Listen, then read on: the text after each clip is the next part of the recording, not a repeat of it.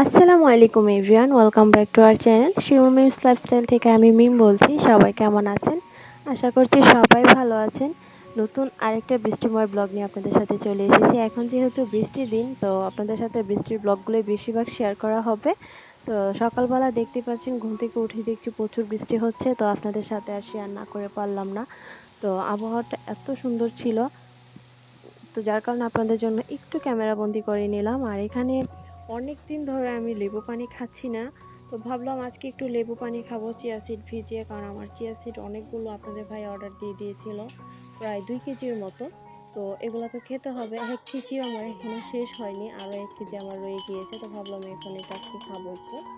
আর এখানে সকালে সবার জন্য চা করে নিচ্ছি, বৃষ্টির দিনে তো একটু চা না হলে কি হয় বলেন। তো সবার জন্য একটু চা বসিয়ে দিব। আর আজকে আন্টি রুটি ছেঁকে দিয়ে যায়নি, কেননা আমাদের সিলিন্ডার গ্যাস শেষ হয়ে গিয়েছিল। তো সিলিন্ডার গ্যাসটা এনে তারপর আমি এখন চাটা বসিয়ে দিয়েছি, আর পাশের চুলায় আমি রুটিগুলো ছেঁকে নিচ্ছি। তো কিছু রুটি এবং কিছু পরোটা বানাবো, কারণ বৃষ্টির দিনে এরকম ভাজা পোড়া পরোটা এগুলো খেতে কিন্তু খুবই ভালো লাগে, তাই না? কার কার বাসায় এরকম হয়?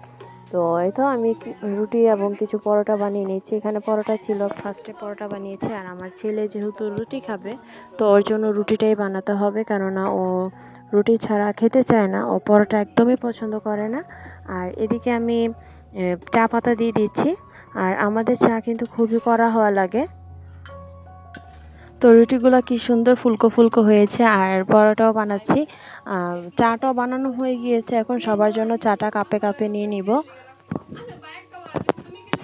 তো আজকে যেহেতু বৃষ্টি ছিল, সকালটা ঠান্ডা ঠান্ডা ছিল, আমিও আজকে একটা পরোটা সাথে নিয়ে নিয়েছি। আমি কিন্তু সাধারণত পরোটা খাই না, আর যদি দোকান থেকে আনা হয় তখন যদি একটা খাই আর কি। তো আজকে বাসায় আমি একটা পরোটা খাবো, কারণ বৃষ্টির দিনে আমার আবার খিদা লাগে বেশি, কেন জানি না। কার কার অভ্যাস আছে এরকম? আমার বৃষ্টি বা ঠান্ডা জাতীয় আবহাওয়া দেখলে আমার খুবই খেতে ইচ্ছা করে যে কিছু ভাজা পোড়া খাবো, এরকম হাবিজাবি এই। তো নাস্তা করার শেষে আমার ছেলে পড়তে বসে গিয়েছে, কারণ ওকে পড়তে বসানো হয়েছে, ও নিজে থেকে কখনোই বসতে চায় না। তো যেহেতু মাদ্রাসায় পাঠাইনি, তো ম্যামের লেখা আছে, হুজুরের লেখা আছে, তো ওইগুলো ও লিখতে বসে গিয়েছে। তো ওকে পড়তে বসিয়ে আমি ওইদিকে দুপুরে রান্নার কাজে চলে এসেছি। তো দুপুরে রান্নাটাও সেরে ফেলতে হবে, কেননা বৃষ্টি যেহেতু হচ্ছে, বাইরে কারেন্ট চলে যায় একটু পরে পরে, তো কি করব, তাড়াতাড়ি করে রান্নাটা বসিয়ে দিলাম। তারপর অনেক লেট হয়ে গিয়েছে, 12:30 বেজে গিয়েছে। তো এর জন্য একটু তাড়াতাড়ি করতেছিলাম রান্নাটা, কারণ মাদ্রাসার একজন ছাত্র আছে, ও খাবার নেবে, তো ওর জন্য আরো তাড়াতাড়ি করা লাগে।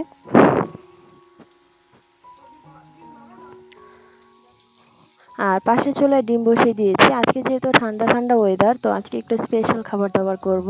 এখানে চিকেন নিয়েছি, তারপর ডিম নিয়েছি, আর বিন্নি ভাত বলতে আমরা যেটাকে বলে আঠা জাতীয় যে ভাতটা, এটা আপনাদের ওইখানে কার কার জেলায় কি ভাষায় বলে অবশ্যই কমেন্ট করে জানাবেন। আমাদের ব্রাউনবাড়িয়াতে এটাকে বিন্নি ভাত বলা হয়, ভাতটা একটু আঠা আঠা টাইপের থাকে আর কি।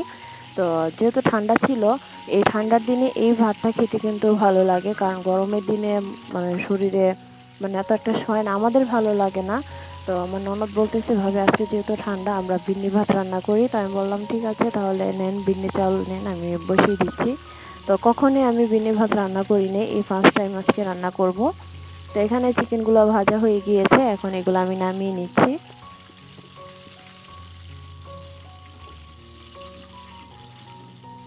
আর এদিকে আলুগুলো একটু ভেজে নেব, কারণ আলুগুলো ভেজে রান্না করলে খেতে কিন্তু দারুণ লাগে। তো এখানে একটু হলুদ এবং একটু লবণ দিয়ে আলুগুলো মেখে নিয়েছি, নিয়ে এখন এগুলো আমি ফ্রাই প্যানে দিয়ে দিলাম। তো আমার রান্নাবান্নাগুলো আপনাদের কাছে কেমন লাগে কমেন্ট করে কিন্তু জানাতে ভুলবেন না। আর ভুল ত্রুটি হলে অবশ্যই ক্ষমা দৃষ্টিতে দেখবেন, কারণ আমিও আপনাদের মতো একজন ছোট ইউটিউবার বলবো না, কারণ এখন আমার ইউটিউবে কোনো কিছুই হয়নি।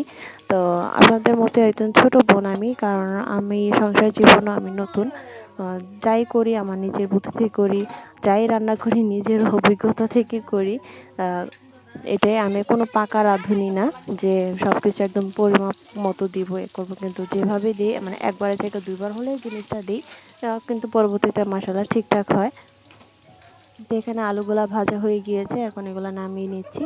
তো আন্টি থালা বাসনগুলো ধুচ্ছিল, তো আমি বললাম আন্টি একটু তাড়াতাড়ি করে আমাকে ডিমগুলো ছিলে দেন, আর রান্নাটা বসিয়ে দিই, কারণ চুলা একটা খালি যাচ্ছে, ছাত্রটা আসার টাইম হয়ে যাবে। তো বলতেছে ঠিক আছে দাও। তো আন্টি এখানে ডিমগুলা ছিলে নিচ্ছে, আর আমি পাশে ফ্রাই প্যানও বসিয়ে দিয়েছি।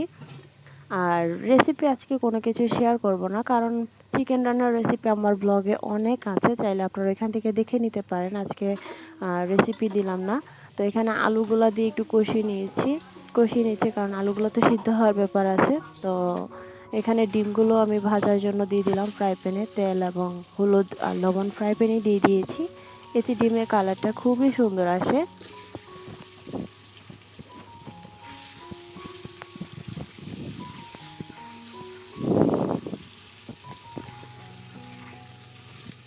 তো এখানে আলুগুলা কষানো হয়ে গেলে আমি চিকেনগুলো দিয়ে দিচ্ছি। চিকেনগুলো দিয়ে আমি ভালো করে মাংসটা কষিয়ে নিব।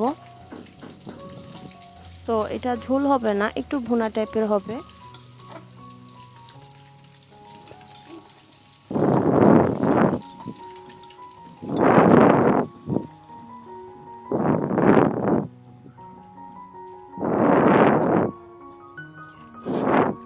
তো মাংস আর আলুটা সিদ্ধ হওয়ার জন্য যতটুকু পানি দেওয়ার দরকার এটা দিয়ে দিয়েছি, দিয়ে এখন ঢেকে রেখে দিব।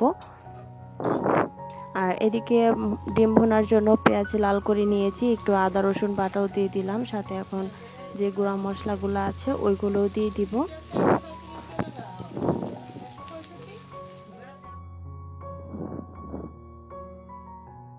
এখানে হলুদের গুঁড়া, ধনিয়ার গুঁড়া, মরিচের গুঁড়া সবকিছু এখানে দিয়ে দিচ্ছি।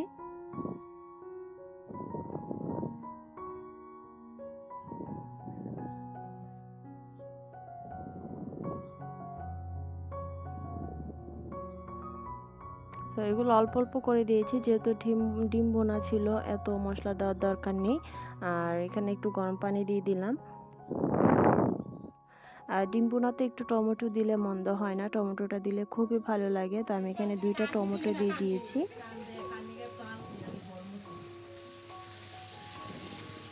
তো এই ডিম বোনাটা খেতে এত মজা হয়েছে যে কি বলবো, আমার কাছে খুবই ভালো লাগে। ডিম আমাকে যেভাবে দেখ, শুধু ভাজাটা মানে খাই এত না, কিন্তু ডিম কোরমা বলেন, ভুনা বলেন, ভাজা বলেন, আমার কাছে খেতে খুবই ভালো লাগে।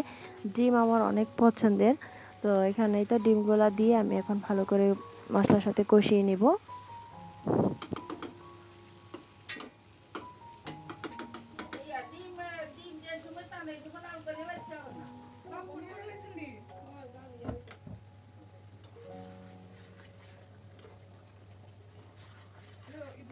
আর এখানে আমি বিন্নি ভাত বসানোর জন্য রাইস কুকারে পেঁয়াজ, দারচিনি, এলাচ, তেজপাতা দিয়ে দিয়েছি।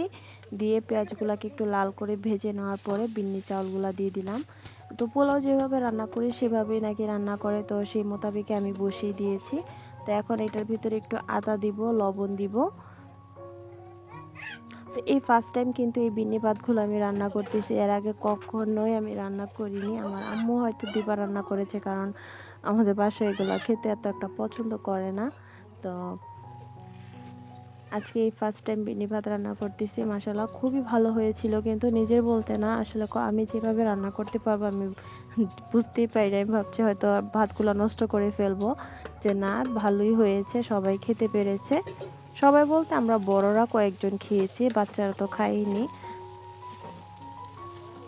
তো এখন চালটাকে ভালো করে ভেজে নিব আমি। আর এখানে চিকেন ভুনাটাও কিন্তু হয়ে গিয়েছে, দেখতেই পাচ্ছেন কালারটা মাশাআল্লাহ কতটা সুন্দর এসেছে। আর ডিম ভুনাটাও এখানে হয়ে গিয়েছে।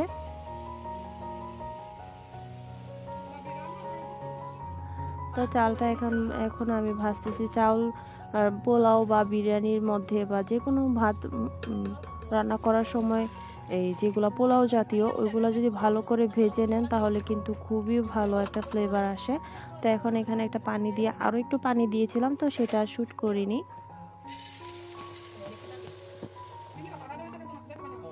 তো এখন পানিটা দিয়ে আমি ঢেকে দিব, কারণ আরেকটু গরম পানি বসিয়েছি, কারণ এই পানিটাতে এটা হবে না।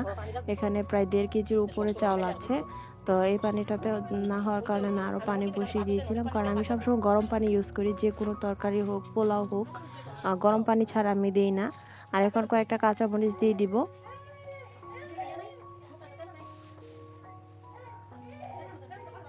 তো আমার আজকের এই ব্লগটা আপনাদের কাছে কেমন লাগলো অবশ্যই কিন্তু কমেন্ট করে জানাতে ভুলবেন না। আপনাদের একটা কমেন্টে কিন্তু আমার কাজ করতে উৎসাহ বাড়ায় যে না আপনারা আমার ভিডিওগুলো পছন্দ করেন। আর এই তো দেখতে পাচ্ছেন বিন্নি ভাতগুলো কিন্তু হয়ে গিয়েছে, এখন সবাই দুপুরে খেতে বসবো। তো আমি ডিম ভুনার সাথে কিন্তু বিন্নি ভাতগুলো নিয়েছি, দেখতে পাচ্ছেন মানে পারফেক্ট হয়েছে, এরকমই থাকে এই ভাতগুলা। তো আমি ভাবছি যে দেখি ঝরঝরা করতে পারি কিনা, তো আসলে এগুলো ঝরঝরা হবে না, এগুলো এরকম আঠালো জাতীয়। তো আজ এই পর্যন্তই, সবাই ভালো থাকবেন, সুস্থ থাকবেন। আর আমার চ্যানেলটা সাবস্ক্রাইব করে পাশে থাকা বেল আইকনে অল বাটনে প্রেস করে দিবেন, যেন নিত্য নতুন ভিডিও ছাড়ার সাথে সাথে আপনাদের কাছে চলে যায়। তো সবাই ভালো থাকবেন, সুস্থ থাকবেন। আল্লাহ হাফিজ, আসসালামু আলাইকুম।